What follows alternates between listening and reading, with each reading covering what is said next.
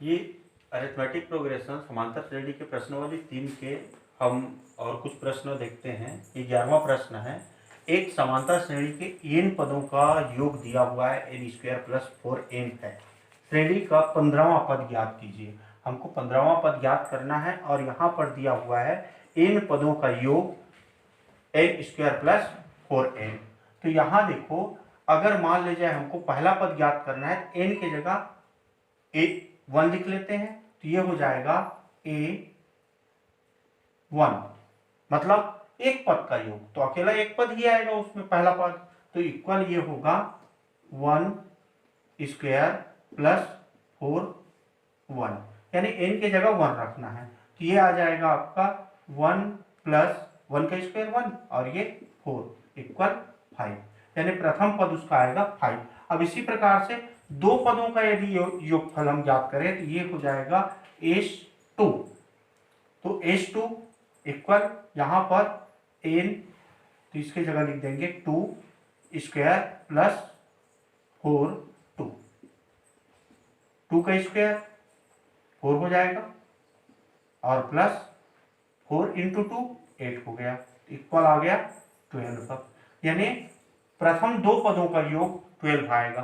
तो प्रथम दो पदों का योग यानी पहला पद और दूसरा पद दोनों को हम जोड़ेंगे तो 12 आएगा। तो उस स्थिति में हम दूसरा पद ज्ञात कर सकते हैं। दूसरा पद मतलब ये S2 रियल में ये A1 + A2 इसका मान है, यानी पहले पद और दूसरे पद दोनों का योग ये S2 कहलाएगा। तो यहाँ पर S2 12 है और A1 5 है, तो हम A2 का मान ज्ञात कर सकते हैं। तो इसको पक्षांतर कर देंगे तो ये हो जाएगा 12 - 5 = A2, यानी A2 = 12 - 5 7 आएगा। अब पहला पद हमको मिल गया, दूसरा पद मिल गया, तो हम यहाँ से D का मान ज्ञात कर सकते हैं। D = क्या होता है, दूसरे पद से पहले पद को घटा दो, यानी A2 - A1। अब मान रखो यहाँ, तो ये हो जाएगा 7 - 5 इक्वल आएगा 2, यानी D का मान मिल गया। प्रथम पद मिल गया, D का मान मिल गया और 15वां पद हमको ज्ञात करना है, यानी n 15 होगा। A = 5, D = 2 और n = 15। तो ये तीनों मान से हम 15वां पद ज्ञात कर सकते हैं। 15वां पद यानी A15 = A + n - 1, n की जगह हम क्या लिख देंगे 15 - 1D। मान रख दो यहाँ 5 प्लस ये 15 - 1 14 हो गया और D 2 है, तो इक्वल 5 प्लस ये होगा 28 और 5 + 28 = 33। तो 15वां पद इस प्रकार से हम ज्ञात कर सकते हैं। ये योगफल दिया हुआ है, योगफल से हम A1 और A2 का मान ज्ञात किए, फिर D का मान निकाल लिए। अब इन मानों को हम 15वां पद के लिए जो फार्मूला है उस पर रख देंगे तो हमको 15वां पद का मान मिल जाएगा। 12वां प्रश्न, संख्याओं की उस श्रृंखला के प्रथम 24 पदों का योग ज्ञात करना है हमको।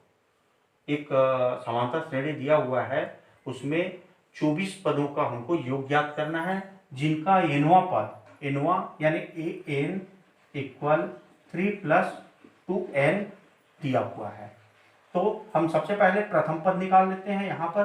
तो ये प्रथम पद क्या हो जाएगा, A1 = 3 प्लस ये n की जगह हमने 1 रखा तो 2 1 इक्वल ये 3 + 2 = 5।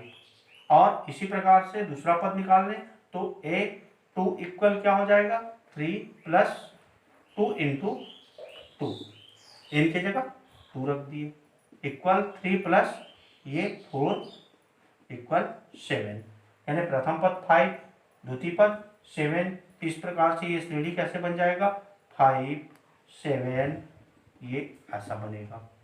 अब यहाँ पर हम D निकाल सकते हैं, तो D इक्वल क्या होगा, दूसरे पद से पहले पद को घटा दो तो ये आ जाएगा 7 - 5 = 2, D का मान मिल गया। अब हमको 24 पदों का योग ज्ञात करना है, तो ये हो जाएगा S 24 इक्वल 24। चलो पहले फार्मूला लिख लेते हैं। एस एन इक्वल होता है n by 2 into 2a plus n minus 1 D. अब इसमें मान रख देते हैं तो ये हो जाएगा एस 24 पदों को ज्ञात करना है। 24 बाई 2 इंटू 2 ए का मान ये 5 प्लस n 24 माइनस 1 और d का मान ये 2 है। ये जो मान हमने ज्ञात किया उन मानों को इस फार्मूला पर रख देते हैं, तब हमको प्रथम 24 पदों का योग मिल जाएगा। ये कट जाएगा तो ये आएगा 12, यहाँ पर 5 इंटू 2 10 होगा और प्लस ये 23 होगा, 23 इंटू 2 तो 46 हो जाएगा इक्वल 12 और ये आ जाएगा इंटू दोनों प्लस हो जाएगा 56। अब इसको मल्टीप्लाई कर लेंगे तो ये मल्टीप्लाई होगा 12 6 72 7 और ये 67। तो इस प्रकार से उस समांतर श्रेणी के 24 पदों का योगफल हमको मिल जाएगा 672। यही इसका आंसर। 13वां प्रश्न, किसी समांतर श्रेणी के पीवे क्यूवे और आरवे पदों का योगफल ए बी सी है तो हमको सिद्ध करना है। ये दिया है A by P Q minus R plus B by Q R minus P plus C by R into P minus Q equal 0। तो इसके लिए योगफल है। योगफल के लिए एस एन फार्मूला क्या होता है, S N equal N by 2 A plus L. इस पर हम मान रखते हैं और पीवे क्यूवे और आर पदों का योगफल लिख लेते हैं। तो ये पीवा पद के लिए क्या हो जाएगा, एन के जगह हम पी लिख लेंगे P by 2 A plus L. A प्रथम पद है और एल अंतिम पद है जो हमको मालूम नहीं है, तो ये इक्वल ए है। और इसी प्रकार से ये समीकरण एक ले लेते हैं। क्यूवा पद तो Q by 2 A plus L equal B है इक्वल ये दूसरा समीकरण। और ये R by 2 A plus L equal C, इसको तीसरा समीकरण लेते हैं। अब ये तीनों समीकरण को हम हल करेंगे और हल करने के बाद हमको ये सिद्ध हो जाएगा। तो इसके लिए क्या करते हैं, पहला और दूसरा समीकरण को हल करते हैं और उस पहले दूसरे समीकरण को हल करेंगे। कैसे हल करें, घटा देते हैं। समीकरण 1 से 2 को घटाने पर 1 से 2 को घटाएंगे तो यहां पर ये होगा P by 2 A plus L minus Q by 2 A plus L equal A minus B. P by 2 A plus L minus Q by 2 A plus L equal A minus B. ये P है। अब यहां पर देखो 1/2 ए plus L, तो ये common हम लिख सकते हैं। तो 1/2 ए प्लस एल कॉमन ले लिए तो यहां बच जाएगा P और minus Q equal A minus B. अब यहां से ए प्लस एल इक्वल इसको उधर ले चलते हैं और 1/2 को, तो ये हो जाएगा ए plus L equal A minus B. ये 2 हो जाएगा, 2 बाई P माइनस Q। इस मान को समीकरण 3 में रख देते हैं तो क्या हो जाएगा, ये समीकरण 3 में ए प्लस एल रखने पर, ए प्लस एल का मान रखने पर, तो ये हो जाएगा r by 2। A plus L की जगह लिख सकते हैं हम 2 A minus B by P minus Q equal C. यहां पर ये सी है। ए प्लस एल के जगह लिख दिए। तो यहाँ से ये 2 कैंसिल हो गया, तो बचा क्या, ये आर को इधर ले आते हैं और ए माइनस बी इक्वल क्या हो जाएगा, ये 2 कैंसिल, आर इस तरफ आ जाएगा तो सी बाई आर, और ये p माइनस क्यू इसको भी इधर ले चलते हैं तो ये p माइनस क्यू इसके साथ गुणा हो गया। तो ये a माइनस बी, ये समीकरण इसको हम ले लेते हैं चौथा। अब इसी प्रकार से पहले दूसरा को हल करके तीसरे में रखें। अब क्या करते हैं, पहला और तीसरा को हल करते हैं और उसको दूसरा में रख देते हैं। तो ये समीकरण 3 से 1 को घटाने पर, अब 3 से 1 को जब घटाएंगे तो क्या हो जाएगा, ये r by 2 a plus L minus p by 2 a plus L equal c by A. अब यहां पर भी देखो 1/2 a प्लस एल दोनों में कॉमन है, तो इसको कॉमन ले लेते हैं 1/2 a प्लस एल।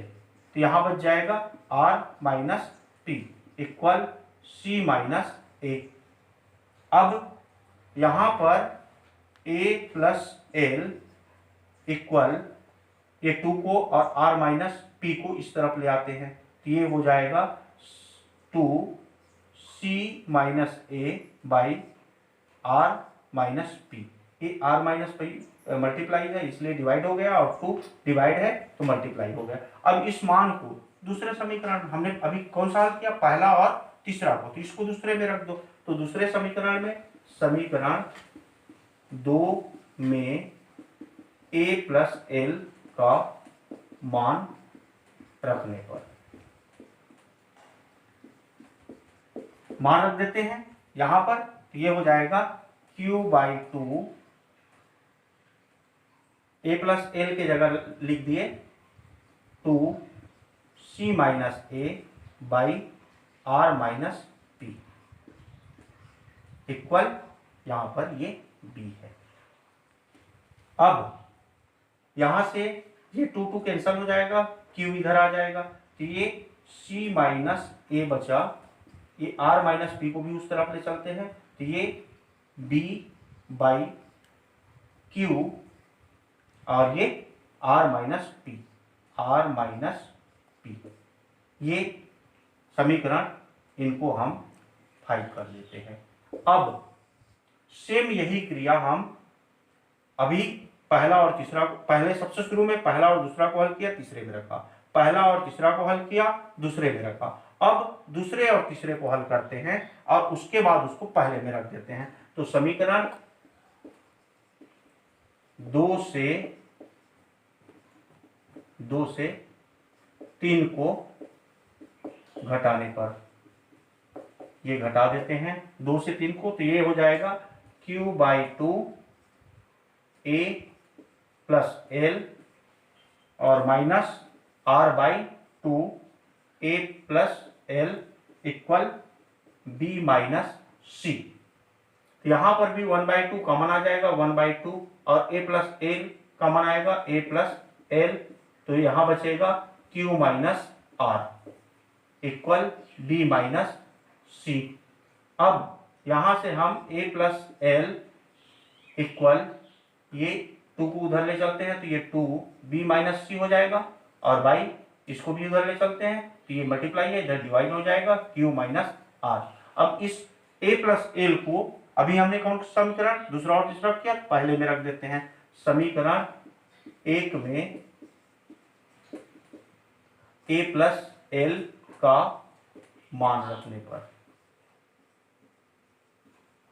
क्या हो जाएगा, ये p by 2, a plus L के जगह हम लिख देंगे, यहां पर a प्लस एल है, इसके जगह लिख देंगे 2b minus C by Q minus R equal ये a, 2 कैंसिल हो गया, और ये p और q माइनस r को उस तरफ ले चलते हैं तो ये b माइनस सी इक्वल हो जाएगा a बाई पी और ये q माइनस r, ये हो गया। अब इसको आप नंबर दे दो, 5 है तो ये 6 हो गया, 6 नंबर। अब पहला, दूसरा और तीसरे तीनों समीकरण चौथा, पांचवा और छठवां तीनों समीकरण को जोड़ने पर, चौथा, पांचवा और ये 6 को जोड़ने पर, जोड़ेंगे तो क्या हो जाएगा, यहां पर देखो ये चौथा है a माइनस बी, ये हो गया a माइनस बी, और प्लस ये है c माइनस ए, और प्लस ये है b माइनस सी, b माइनस सी, इक्वल बाह्य पक्ष को जोड़ दिए। अब इसी प्रकार से दाएं पक्ष को जोड़ेंगे तो दाएं पक्ष क्या है, ये है c, इसको सीधा आगे लिखते जाएंगे, c बाई आर, ये p माइनस क्यू, प्लस ये है b by Q R minus p, और प्लस यहां पर q a by p q minus R. अब यहां पर a माइनस ए 0 हो गया, माइनस बी प्लस बी 0 हो गया, c माइनस सी 0 हो गया। तो a आपके प्रश्न के समान है। देख लो यहां पर a by P q minus R, plus b by Q R minus P, और c by R into Q minus P, तो इक्वल 0। तो इस तरह से ये इसके बराबर 0 सिद्ध हुआ। ये पूरे मान शून्य आ गया, तो शून्य बराबर ये या इसके बराबर शून्य लिख सकते हो। तो इस तरह से यहां पर लिखेंगे सिद्ध हुआ।